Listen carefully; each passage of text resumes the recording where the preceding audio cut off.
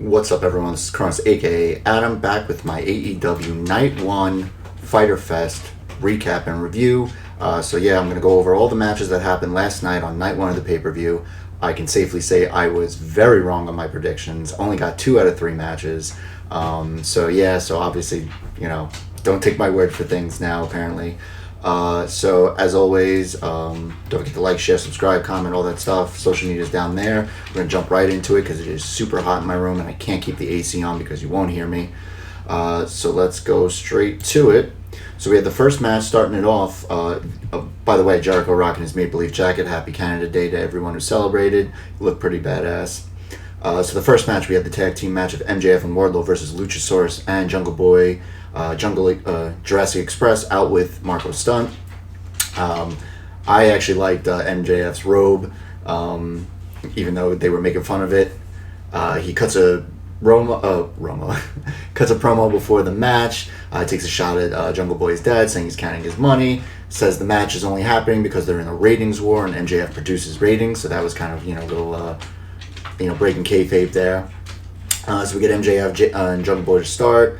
Jungle Boy eventually tries to go for his Poison Rana on the apron like he did at Double or Nothing. MJF is able to hold him. Wardlow kicks him and then picks him up, long darts him into the post on the outside. So obviously MJF was paying attention to that match because he knew not to get that again. Jungle Boy gets the hot tag, but the ref doesn't see it, so Jericho's yelling at Knox on commentary, which is pretty funny. He eventually does get that hot tag to Luchasaurus. Luchasaurus cleans house, hits a spin kick and a question mark kick on Wardlow. There's a slugfest between the two. Lucha with this great kind of step heel kick, almost kind of looks like a house call kick from Swerve in NXT. Wardlow does a toss suplex, and then Lucha comes back with a variation DVD. I think that's his extinction level event. Jungle Boy hits 2 suicide dives and then a tope con hero on MJF. Wardlow tries to choke slam Jungle Boy on over the railing on the outside, but he actually flips over, lands on his feet, hits an enziguri. Luchasaurus then comes back. I guess there's a plane flying above me. Nothing you can do there. So Luchasaurus hits a step-up tope con hero on Wardlow onto the outside, which is pretty cool. Back in the ring, there's a Casadora cutter combination on MJF. Wardlow is able to break up the pin. Wardlow with a step-up Rana on Luchasaurus. Wardlow tries an F10 on Jungle Boy, but he reverses it into a Poison Rana, which was pretty badass, especially because Wardlow did take a Poison Rana for his size. Stunt gets up on the apron. MJF with the super kick on Luchasaurus while the ref was turned. Eventually, all 4 do a kip up at the same time, which is pretty impressive.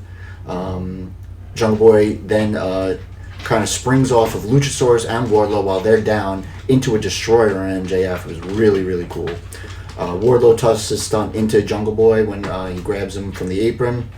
Wardlow with a top rope senton on Luchasaurus for a 2 count. MJF goes for the diamond ring while the ref's back is turned, and he almost hits Wardlow. He starts yelling at Wardlow. Then Luchasaurus kicks him, kicks his arm because his arm ends up punching Wardlow. And then they, what happens? It punches into Wardlow. He's pulled to the outside. Jungle Boy hits a springboard DDT.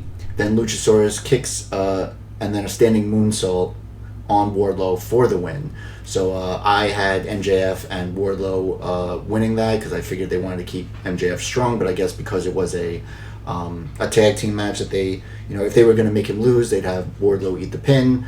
I'm assuming this is going to, there's been kind of like small fissures in the in the grouping of MJF and Wardlow. You've seen them every once in a while kind of get into a tiff. Obviously, I don't know if this means that they're going to try and turn Wardlow face. I think he's better as a heel. I think they're a good combination.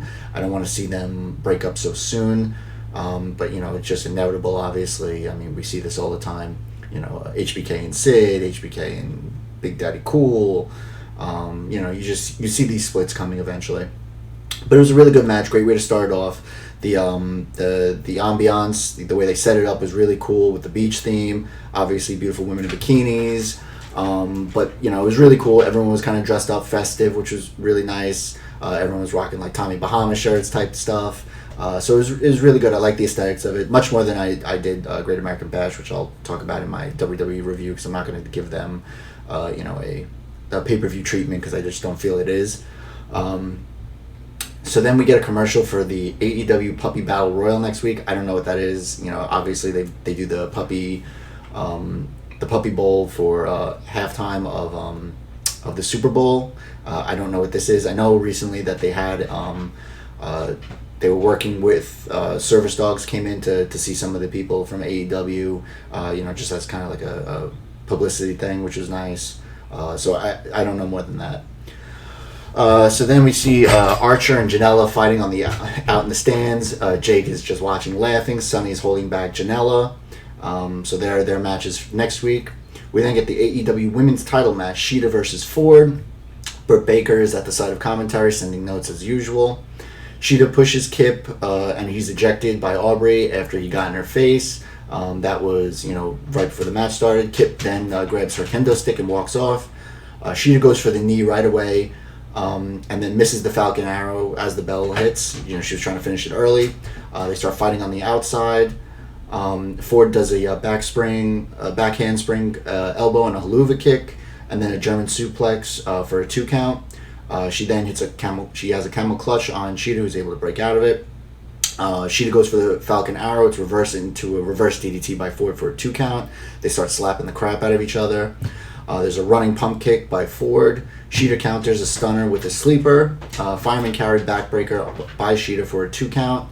Sheeta hits the Falcon Arrow. Ford reverses into a pin for a 2 count. Ford then she does her Matrix back bend to counter a missile drop kick. Then hits the stunner for a 2 count. Ford distracts the ref. Kip comes down and gets punched and then hit with the kendo stick. There's a springboard stunner by Ford for a 2 count. Ford misses a moonsault, which is that didn't look too good just because of the fact that Sheeta was a little too far in. Sheeta hits the running knees, Falcon Arrow for a 2 count, which was awesome. I mean, if there was a crowd there, they would have went crazy for Ford kicking out of the Falcon Arrow, since no one has before. But then Sheeta hits a huge running knee on Sheeta for the win, so she retains. I did get that one right. I believe that was my most confident match, and that was at 5 points. But yeah, no, this was a really, really good match. Ford really made herself look like a star there. Even in the loss, she looked great. Like I said, in my preview, obviously injuries to Chris Statlander and Britt Baker fast-tracked this. I did think it was too soon for Ford to be the champion, but she put on a hell of a performance there, and everyone was talking about it. So I think this is only just going to be the start of her ascendance in the women's division. We get that Technique by Taz segment, where he goes over Jon Moxley and the paradigm shift, basically saying that Cage is too big and will be able to counter anything that Jon Moxley tries to do when it comes to the paradigm shift. Pretty cool. We then get our TNT title match. We get Cody versus Hager. Jericho goes after Tyson on commentary again, so they obviously haven't forgotten about that, which is good. There's a slow, deliberate pace to start. Jake obviously has the strength advantage and the size advantage. They both try to put each other in the ankle lock, and they both counter it. Jake goes out to argue with Arn. Cody with a springboard splash. Cody with a leg lock on Jake, then hits the figure 4. Jake gets to the ropes. He hits a disaster kick, the second one. Jake catches and slams Cody, but still selling the knee injury. Jake goes to choke Arn on the outside. And pushes him into the stage. Jake with the belly to back on the floor, which looked rough on Cody. He hit the ground really hard. They're fighting on the outside during the commercial picture-in-picture. During the picture-in-picture, Jake's wife, Catalina, walks over Cody's back. Then when he's thrown outside, Arn stops Jake from throwing Cody into the post. He kind of gets in the way of it, and then Jake gets posted himself when Cody pushes him into it. Cody reverses a choke into a pin attempt. Then a jawbreaker to break free. Cody hits a springboard Cody cutter for a 2 count. Snap power slam for a 2 count. And then you can see Cody selling the ribs from all the damage he's been taking. Then Hager does a Hager bomb for a 2 count. We're told TNT title matches are only going to be 20 minutes or TV time remaining. So now we know that going forward. I believe regular championship matches are 60 minutes, they said. So Jake misses another Hager bomb. Reverse DDT by Cody for a 2 count. Hager overhead throw from the top rope on Cody for a 2 count. Hager gets an ankle lock, but Cody is able to get to the ropes. While that's happening, Catalina slaps him. Dustin comes out and gets punched by Jake. Cody goes for a crossroads, but Jake counters to a Uranagi into the triangle choke. But Cody then, while he's in the triangle choke, kind of does the roll through, lays on top of him for the pin. So he ends up retaining. We've seen this so many times, especially with like Shayna Baszler when she puts it in the Karafuda clutch and someone would just roll back on top of her for the pin. Hager thinks he won and he's celebrating, but I don't understand why. I mean, I can understand initially, but Cody's music was playing for several seconds and he was still thinking he won. And then, he obviously is very frustrated. Chris Jericho is really pissed off, obviously, because of the inner circle. Then Hager punches the ref. All the refs come out, and everyone's just like, tell him to get out. And it looks like, Hager's going to have some kind of discipline against him, most likely. And even Jericho was trying to, like, say that, it was somewhat justified, but even he was, I guess selling it like, you don't punch a ref, which I thought was very odd for him to do that. We get so Cody wins again. Cody's retaining this. I don't know when Cody. I think Cody should lose it to MJF if he's going to lose it. Hager once again just doesn't doesn't have it in him to win the big one. I don't know what they're doing with him. I had 3 points of confidence on that. Those are the only 2 matches I got right all night, so that wasn't good. We get a video package from Darby Allin. He says he's still not medically clean, but we see him skateboarding. We see some really cool tricks from him.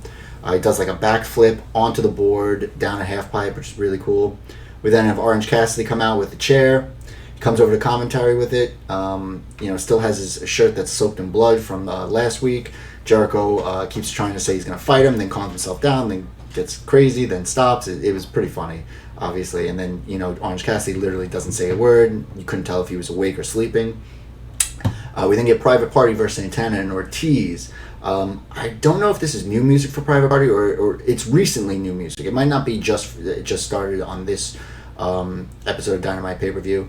But I feel like I might have heard it before. I might have even made a note of it and I just forget. Santana gives Cassidy a free shot. Cassidy with the huge trust fall over the top rope on them. Quinn with 2 moonsaults on Santana for a 2 count. Powerbomb, slingshot, DDT, German release suplex, double team on Isaiah Cassidy by Santana and Ortiz, but they only get a 2 count. He finally gets the hot tag to Quinn in the picture-in-picture during commercial break. Does a twisting tope con hero on Santana. And then Santana and Ortiz do this really innovative move. So it's one is Santana has one in the Gory Special, and then they double team camel clutch the other one. It's really cool. I mean, I've seen them do that before, but it's just a really innovative move to do. Cassidy hits a tornado on both of them to the outside. Swanton and Ortiz back in the ring for a 2 count. A rolling stunner by Santana on Cassidy. Middle rope sit down powerbomb by Ortiz on Quinn, and then a cannonball by Santana. There's a double exploder suplex on Quinn. Cassidy breaks up the count. Hardy grabs the mad ball that they were going to use on the when the ref was distracted. It's the ball on the sock, just in case you didn't know what the mad ball was. They reverse Private Party reverse the street sweeper into gin and juice for the win. So it was actually a really good match. This was really good between 2 really top tag teams. So Isaiah Cassidy goes over to dance in front of Jericho. Jericho gets up, throws water at him, and then he throws water at Orange Cassidy. Orange Cassidy slowly but surely knocks down the chair as if he's going to get mad, but he starts to walk away, and Jericho tries to follow him, but apparently AEW had a lot of the locker room, backstage guys to all come out and break them up. So once again, Jericho is being held back, screaming, next week, Cassidy! He loves that he did that with Tyson, he did that with Colt Cabana, and now he's doing it with Orange Cassidy. It was pretty funny. We then get a pre-match interview with the tag champs. They put them over, but say that, put over best friends, but say that they're going to be the champs. Private Party, we find out, will get a title shot. Wow, I'm like stuttering all over the place today. Private Party will get a title shot next week against whoever wins this tag team title match, the main event. And then we find out in 2 weeks, so after next week, we're going to have another themed Dynamite, and it'll be Fight for the Fallen, which they did last year. And those proceeds went to a violence against against Women's Violence Center or something like that. I forget exactly what it was, but it was in Jacksonville. So this one is going to go to COVID relief. They're going to be sending all proceeds going out to them. Okay. So then, so while we find out that happens, we also find out that the championship match between Mox and Cage will no longer be at next week's Fyter Fest night 2. It's actually going to be at Fight for the Fallen in 2 weeks. Taz comes out with Cage. They say they're not pissed. Taz actually spoke with Cody Khan, and he said that Mox is concerned for everyone's health because we know that his wife Renee Young was diagnosed with COVID, and that he out of an abundance of caution wanted to quarantine himself. So Taz says, hey Mox, apparently you've been tested twice at home. Both times you've tested negative, and when you get here. If you got here for next week, you would be tested as well, so we'd know if you had it. And they do all this testing and the line of the night, because they don't run a sloppy shop. Taz firing bullets at WWE for the way WWE has handled their testing procedures or lack thereof. Taz says that the only thing that he has is a case of the chicken shits. Line number 2 of the night. It was great. I mean, Taz just. I think what Taz is doing right now is just phenomenal work. He's great on the mic. I like him when he's on AEW Dark with Excalibur. They're funny. So so in 2 weeks we're gonna get the Mox Cage match. And now to our main event, the AEW Tag Team title: Kenny Omega and Hangman Page versus the Best Friends, Chuck Taylor and Trent Beretta. Even though for some reason we lost his last name. So Trent's mom, Sue, drops them off in the Honda minivan, which I thought was pretty funny. It's kind of a takeoff FTR. Justin Roberts even announces who dropped them off. So we obviously get the background because Chuck and Kenny start, with the great exchange. They were the PWG connection. They were a tag team, men of low moral fiber. Trent and Page get in. Trent with the big Saito suplex on Page. There's a pump kick, Kotaro Crusher, standing moonsault combination by Page and Omega on Trent for a 2 count. So then we get FTR coming out with lounge chairs and coolers, and I think this is the moment where I already regretted my prediction because it just would make more sense, especially because of the connection with the Young Bucks. So I already right then believed that my prediction wasn't going to go through. Trent hits a tornado DDT on Kenny. Chuck with a tope con hero on both of them. Suicide dive by Trent. Kenny back body dropped onto Page on the floor, which looked brutal. Looked like Kenny landed on his head, but he was all right. Fall away slam splash to the outside by Page, so he does a fall away slam, then does a top rope splash on the other. Missile drop kick by Kenny. Does a fisherman buster for a 2 count. He hits a you can't escape, but Trent gets the knees up. Hits the sexy Chucky knee. Chuck with the spike pile driver on Kenny for a 2 count. Kenny hits Snapdragon suplexes on both of them. They double T on Chuck. And then Trent, last call on Chuck.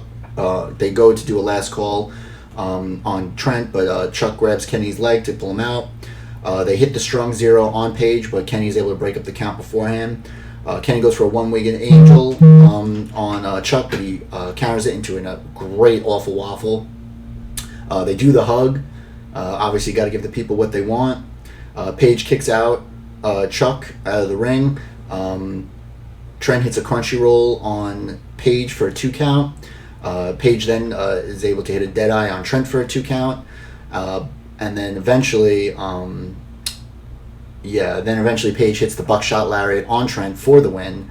It was a little anticlimactic at that point. It just seemed like there was a little lull almost. It was like bang, bang, bang, bang, and then there was like this. I don't know if I can explain it. It was just kind of this little momentary like pause in the action. It was just like okay. And then they won, and I was not thrilled about it just because I really wanted Best Friends to win. I have nothing against Omega and Page. I just feel like, when are they going to finally break up? When are they going to finally lose the titles? Best Friends deserved it, I think. But I hope their time will come. Because now I just don't think that Private Party is going to win next week either. FTR comes to the ring, offers them beers to congratulate them. Kenny then takes the beer, pours it out. And then obviously FTR is really pissed off. The Bucks come out to keep the peace. Paige is actually mad at Kenny for pouring out the beer. I don't know if it's because he was disrespecting FTR or because he just wasted beer. I'm not sure. But I did not like this, only because it kind of minimized Best Friends and the effort they put into that match, because it was like, okay, they lost, they're already out of the ring, and nobody cares about them. And it's all about, once again, the Young Bucks and the Elite and FTR, and while they're all great and I love them all, I think that Best Friends kind of got the short shrift there. So, anyway, that was night one of AEW Fyter Fest. I guess my match of the night, I will go with Sheeta and Penelope Ford. I thought this was great. Ford really showed her stuff. I think they both brought it. Obviously, there was minimum shenanigans with Kip, which I thought was fine. But yeah, I think Penelope Ford made herself a star, and I think it's only going to be bigger and better things for her going forward. So, yeah, so that's it for, as I said, AEW Night 1 Fyter Fest. I'll do another preview and prediction for next week, and a recap the day after. As always, don't forget to like, share, subscribe, comment. Social media down there. Be safe, love each other, and bye now.